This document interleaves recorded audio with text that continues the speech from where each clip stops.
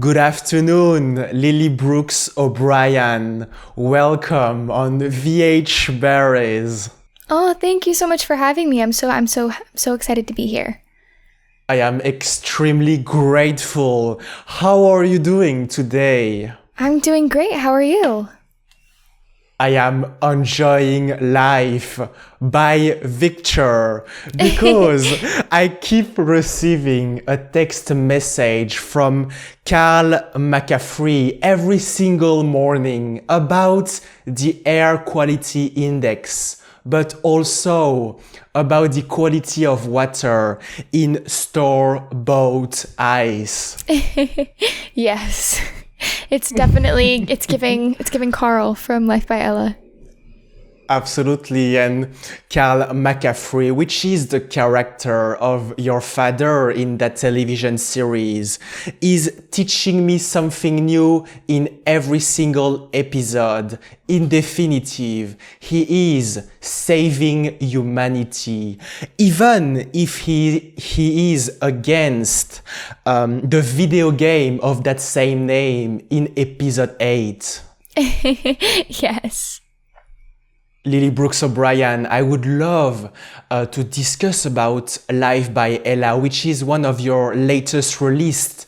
Can you tell us a little bit more about it? Yes, of course. So Life by Ella is the story of an incredible girl named Ella.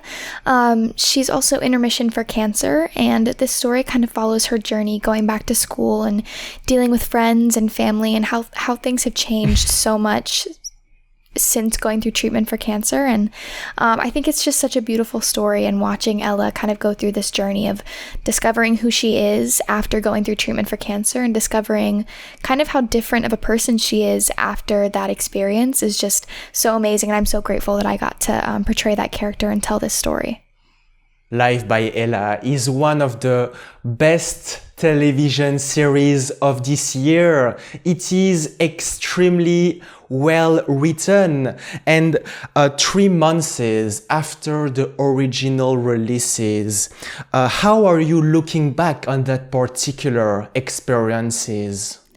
Looking back on it, I think I'm just so grateful for all of the people that I've met and for just the experience of getting to play Ella and how much I learned from her as a character, because the show kind of preaches this seize the day mentality, this kind of going through life with no fear, with no worrying what people are going to think about what you're doing or who you are. And I think that that's something that we all can learn so much from, because especially in this day and age with social media and just everyone constantly worrying about what other people are going to think of them, I think that this story just is so important for people to hear. And I feel like so many people can relate to Ella and relate to how she's feeling.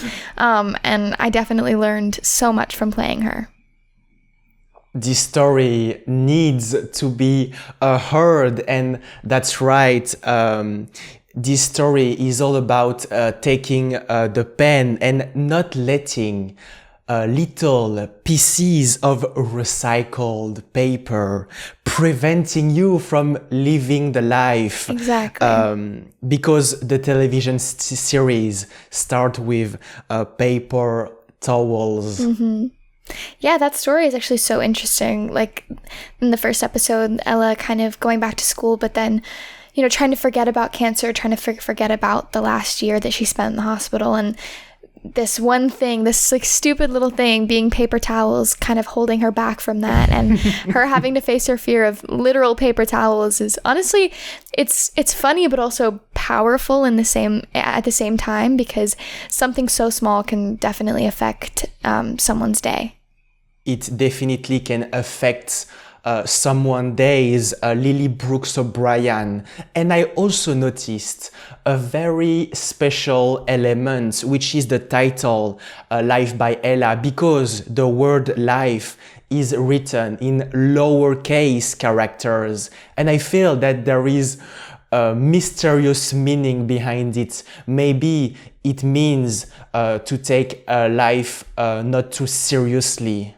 Yeah, I mean, I think that there's this certain element of the show that I think that Ella just kind of goes through life not worried about anything except, okay, I'm gonna live life to the absolute fullest because you only have one chance to do it. So I think that this story really shows that living life not afraid of anything is just the only way that you really can live life.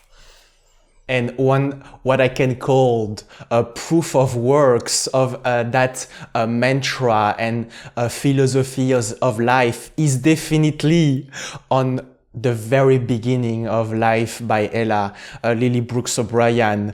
That very risky pool jump. Yes, I'm actually a swimmer, so that wasn't as scary for me. I used to be a competitive swimmer, and I remember I took me and my mom and Artian, who played Kai in Life by Ella, and we went and we practiced it. I did it like 10, 15 times because I didn't want to have even like a speck of fear going into the film day, because we only had one take to do it. One take, and that was it. And we only had one try. So I was like, I can't be afraid. I can't be nervous. I don't want to have like a scared look on my face, because Ella is not afraid of this. She wants to do it. And I wasn't afraid either. I think the hardest part is climbing up there and then looking over the ledge and you're like, oh shoot, this looks higher than it actually is. But I got over my fear, and I did it. If I understood correctly, Lily Brooks O'Brien, you mean that on that particular scene, you only had one chance and not 2 or 3 takes. Mm-mm. Because once you're entering the swimming pool, everyone is becoming wet due to the water, and it would take actually a couple hours to dry everything. Yeah, I think so. We had 3 different cameras set up filming it, because we only had one take. So we needed like 3 or 4 different angles, but we only had one chance to do it. So we had 3 or 4 different cameras set up, and we only did it in one take, and it was perfect. I am actually very curious, Lily Brooks O'Brien, on your personal perspective on the personality of Ella, because she's definitely not that girl that just got named second alternate to the US fencing team. I'd say Ella's personality, she's very adventurous. She loves doing anything that kind of gives her this adrenaline rush and this reminder that she's alive. And I feel like me and Ella are very similar when it comes to that. One of my favorite things to do is take trapeze lessons on Santa Monica Pier. I love that feeling of flying, and like it just makes me feel free. And I feel like that's something that Ella would definitely love. Another thing that I really want to do one day is go skydiving, and like I want to rappel off of a mountain or go bungee jumping. Like there are a bunch of like crazy things that I really want to do that I feel like Ella would absolutely love. Because that's something about Ella. She isn't afraid to do anything, because you only have one chance to live life. And Ella feels as though she's been given a second chance that not everyone gets. So after cancer, she's just going to live life exactly how she wants to live it, not how anyone else thinks or says that she should, but only what she wants. And I admire that so much about her. And I hope that people watching the show can learn from that just as much as I have. Furthermore, Ella McCaffrey is fearless, with one very powerful example, Lily Brooks O'Brien, which is ice blocking. And to be very honest, it is a discipline that I have never heard of before watching that television series. I had never heard of ice blocking either, I'm not gonna lie. We got the script and I was like, what is ice blocking exactly? And I had to look it up. I had no idea what it was. We had a few different things that were written into that episode that could possibly be like the crazy thing that we did at the end. And I tried to get them to let us do trapeze. I was like, can we please just like do trapeze? Like that'd be so much fun. But ice blocking won in the end. Can you explain what is ice blocking?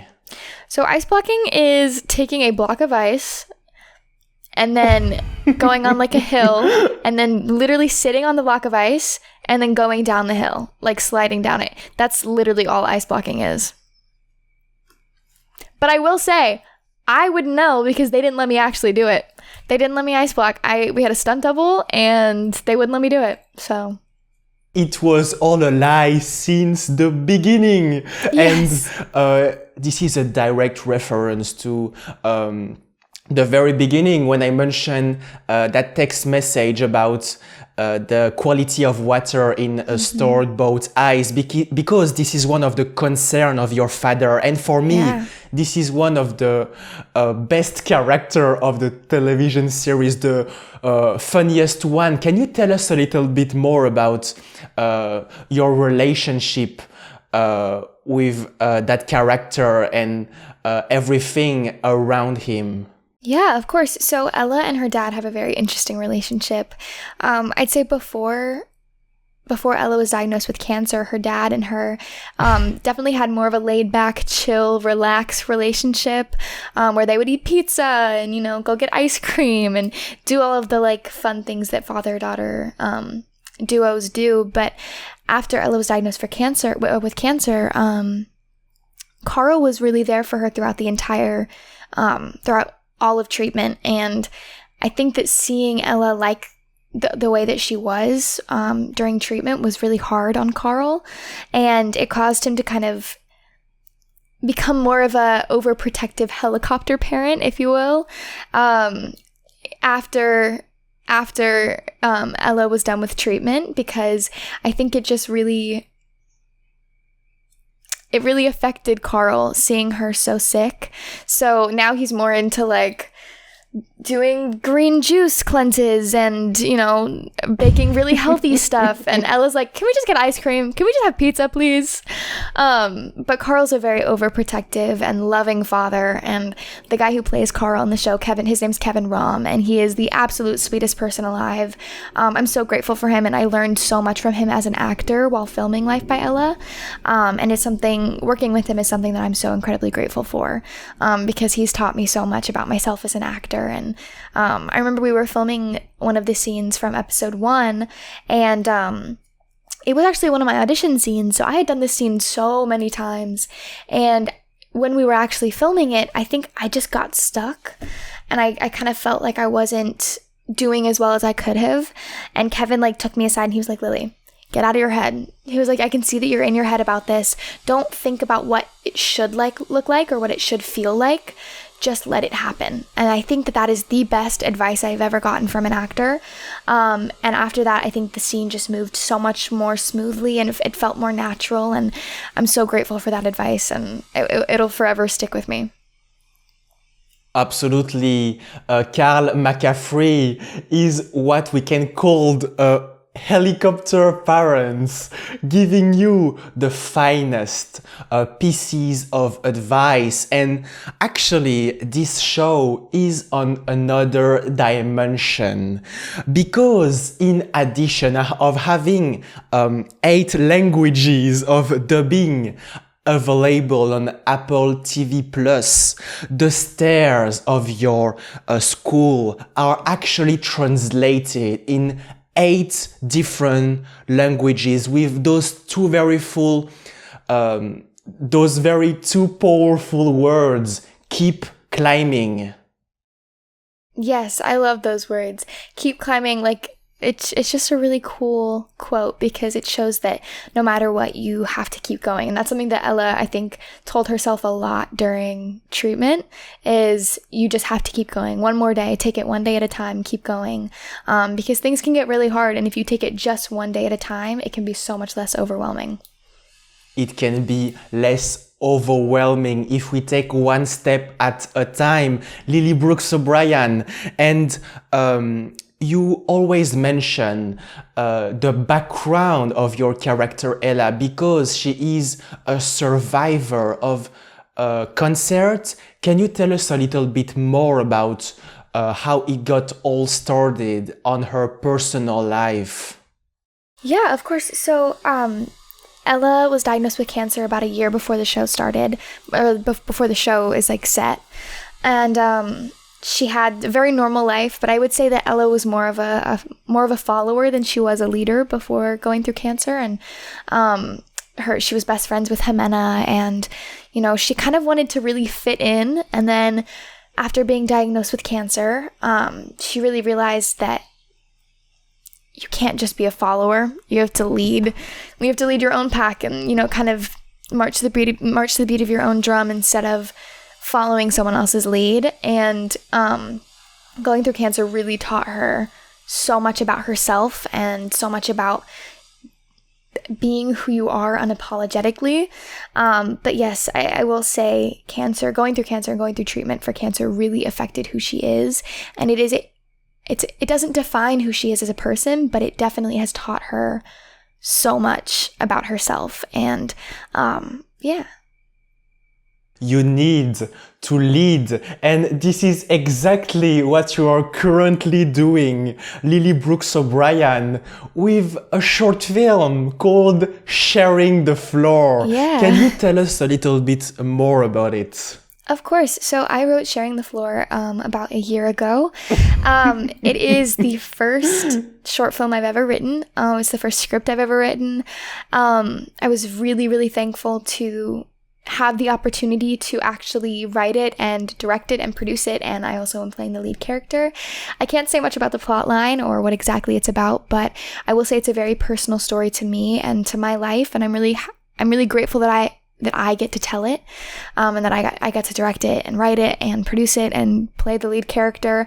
I just felt so involved in all of the creative jobs when putting together the short film, and I can't wait for everyone to see it. I hope that people like it. You hope that people like it, Lily Brooks O'Brien, and from the multiple pictures that I saw of the recording set, this is very colorful with, for example, indoors scenes from some classes and classroom, if I understood correctly, but also some outdoor scenes in front of a typical house.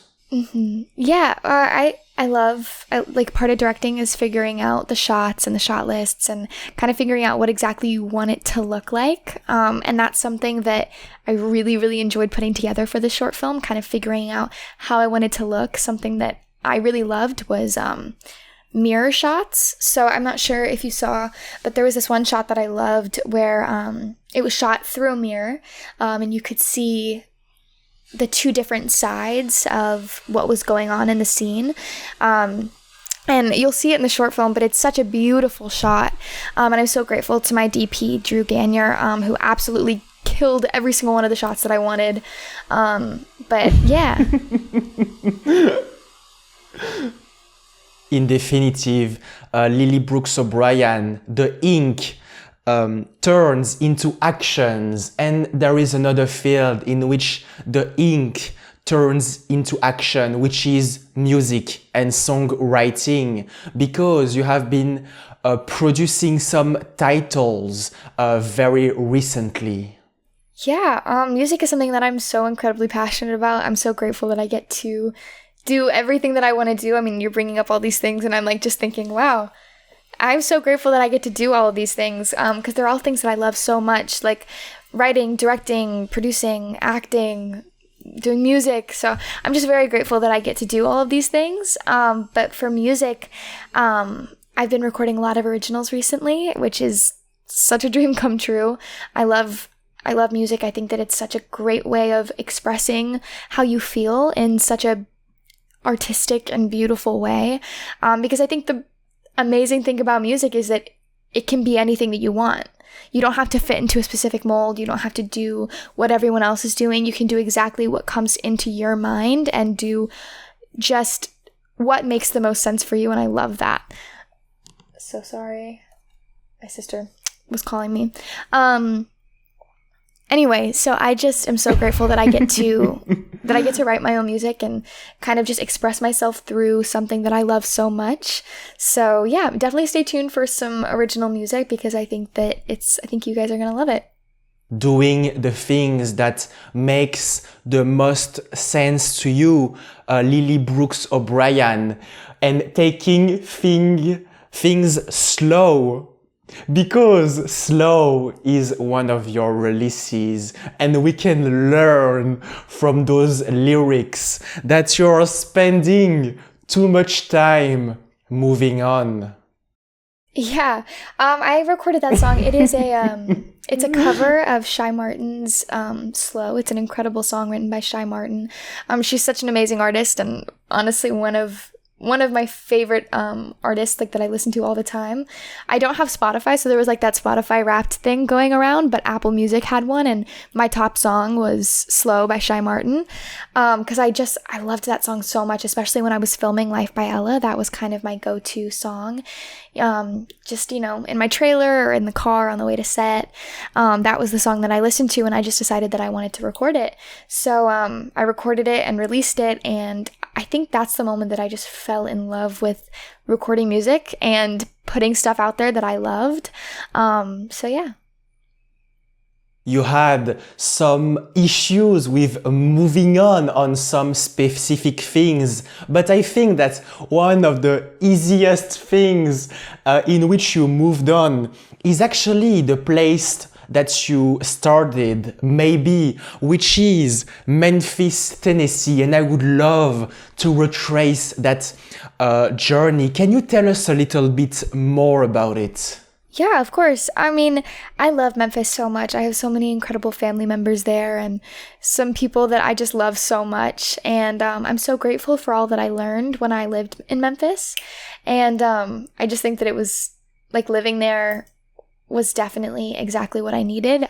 I grew up and, I did musical theater for the first time there, and I auditioned for the first time living in Memphis, and that's where all of my dreams really started. I discovered my love for performing, my love for musical theater and for acting and singing and dancing all in Memphis, and I have some amazing friends and family who supported me so much throughout that, and there were definitely some people who didn't support me at the same time, but that's always going to happen. You're always going to have people in your life who don't believe in you or don't think that you can make it or whatever, but the biggest thing is you cannot listen to them. Just do what you want to do, and just never give up. That's the biggest thing. And yeah. Lily Brooks O'Brien, you were always taking at least a chance in every things that you were in, and there is one specific project that is very important in your journey, which is a play called Matilda. And if I understood correctly, you were auditioning and pursuing it for 2 or 3 years without giving up on that. Yeah, playing Matilda on Broadway or on tour was like my biggest dream. That's exactly what I wanted to do. And from the moment of seeing Matilda for the first time on Broadway, I knew that I wanted to play Matilda and be a part of this story and this show. So I auditioned for Matilda for about a year straight. I continued to audition. They would tell me I was too young, and then I would come back again. And then finally, I got a call back and then did, I think, 6 or 7 different callbacks. And then I booked it, which is so incredible. I'm so grateful for that. And then we spent about 3 or 4 months rehearsing. And then I was on tour for about 8 months. So yeah, it was about 2.5 years of my life was just Matilda. And I am so incredibly grateful for that. It was an experience that I'll never forget, and an experience that I learned so much from. It's just being able to play your dream role at the age of 9 is like it's very rewarding, especially because of how hard I worked getting there. It was something that I knew that I wanted, and I'm the kind of person where when I want something, or I know that I want something, I'm not going to give up until I get it. So I worked my butt off doing auditions and practicing and doing rehearsals. And even when we were on the show, like we had rehearsals pretty much every other day. And I wanted it so bad, and I knew that I would do anything to get this experience. You learn a lot of lessons from that experiences of 3 months of rehearsing and also 8 additional months of touring Lily Brooks O'Brien. Maybe that you learned more from that experiences than going to the PPAS. Yeah, I went to PPAS after so right after Matilda. I moved to New York City, and going to PPAS, I only went there for a year. I went to it was the Professional Performing Arts School in New York City. I had a lot of friends that were going there, and I only went for a year, and then I went back to homeschooling because it was just a lot easier with my acting schedule and with auditioning and being in short films and plays, and it just was a lot better for my schedule to do homeschooling. Absolutely. And one of the projects that you're doing in parallels of your artistical activities is actually an organization and an action called the St. Jude Children Research Hospital. Can you tell us about what you are currently doing in this project?